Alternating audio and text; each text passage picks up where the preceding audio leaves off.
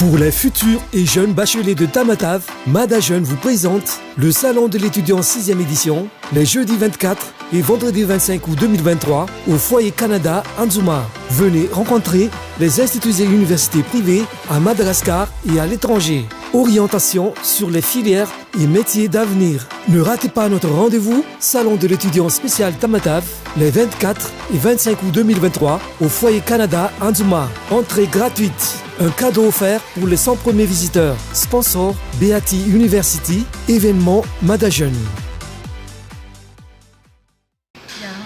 Mada Jeune eto Toamasina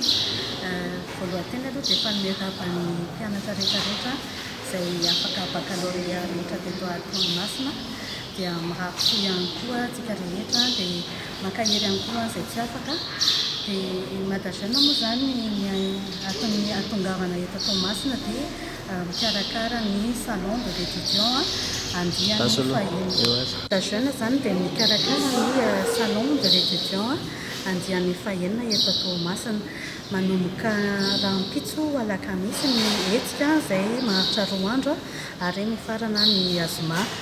eto amin'ny foyer social Canada no afahantsika mitsidika izay salon de l'étudiant izay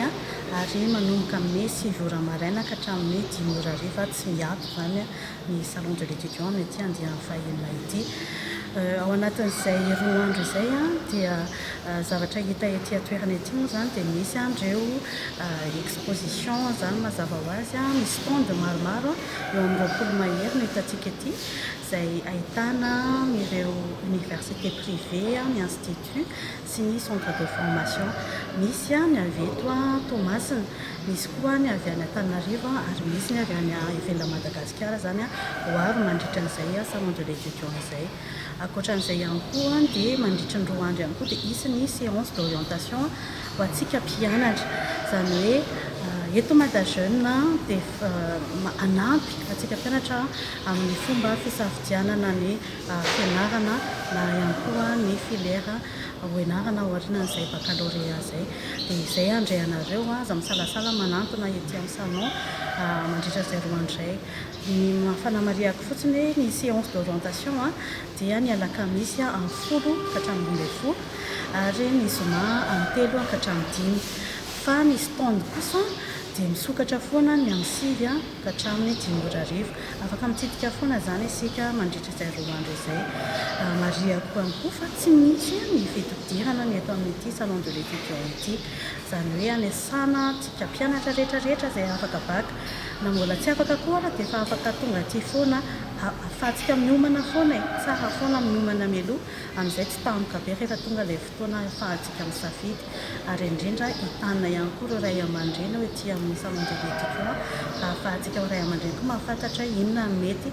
safidy tsara ho an'ny zanatsika ihany koa sady mila tohanantsika ihany koa ireo zanatsika ireo satria dingana vaovao indray no hiandran'izy ireo dia tana indray aman-dreny ihany koa tonga aty amin'ny salon. Ny Beati University zany dia isany mandray anjara mandritra ny hetsika karakarain'ny Mada Jeune ity ary manohana sponsor ihany koa zany izy amin'ity karakarain'trareo ity. Ny Beati University misy zavatra ho azavainay atolotra ho an'ny ankizy dia momba ny fampianarana misy ato momba an'ireo filière misy atao amin'ny Beati. Ny zavatra misy mantsy dia miezaky manamaivana zany indrindra ny vesatra azo ny ray aman-dreny amin'ny resaka fandefasan'ny zanaka mandeha any tany lavitra ka izay natonga anay avy ao Antananarivo ihany no nanolokatra any Beati University izay mitovy tanteraka ny kalitao fampianarana avy ao Antananarivo ihany no aty miampy ary satria isan'ny tolotra zavatra vaovao aseho anay somenay ny ankizy ihany koa manomboka amin'ity taona faharoa izay nisy ny Beati ity zany zao dia ny mpianatra rehetra vao manomboka première année dia avy tonga dia manao DELF daholo miaraka amin'ny alliance française satria izay isika alliance française mantsy dia misy partenariat ka ny mpianatra zany tonga dia inscrit systématiquement amin'ny DELF tsy maintsy manao daholo zany zareo ao amin'ny Beati ihany zany misy zavatra izay misy izay resaka fampianarana anaovan'ny alliance française an'izay DELF izay manarakarak'izay dia akoatran'ny DELF dia isy ihany koa ny HSK izany hoe ny mpianatra ihany koa tonga dia afaka manaraka ny fampianarana ataon'ny Institut Confucius amin'ny Université ny Toamasina satria zareo ihany koa mitovy any alliance française totra dia mampianatra ihany koa zany ao anatin'ny fampianarana ny ankizy mandritra ny taona ihany koa zay zavatra zay ka ihany koa tsy mifidy fa mpianatra rehetra première année dia efa manao an'izay ihany koa isan'ny satoina no azavaina zay mandritra an'izao ka manampy ezaky manampy ny ray aman-dreny ezaky manantona izay eo ihany koa manantona ny ankizy tsy te handeha an-tany lavitra andeha hianatra fa te hijanona eto ihany ny BET Université dia isan'ny manome tolotra sy miezaky ny manome vahaolana manamaivana anareo mba tsy handeha tany lavitra satria na ny dépense ny fandaniam-bola ho ataon'ny ray aman-dreny ny adi-tsaina sy ny tariny mbola ao anatiny daholo isan'ny manamaivana ihany koa zay satria na ny mpianatra rehefa miditra mianatra ao amin'ny BET tonga dia mahazo solosaina maimaipaolo tsy androavam-bola izy io fa tonga dia efa omenandry zay fotsiny ihany koa isan'ny satoinany zany maro ny tena hoe fanampiana sy fanamevana natao amin'ny ray aman-dreny sy ho an'ny ankizy ao ary zahana foana mihitsy hoe na dia tsy anatra intsony ary ilay ankizy dia mba misy bagage zany hoentina foana zareo satria na ohatra ny ordinateur zany fotsiny na hiala ry zareo dia hoazy foana ihany iny fa tsy averina kory sanatrin' izany. Araka nefa voalaza rehetrarehetra teo dia manentana MadaJeune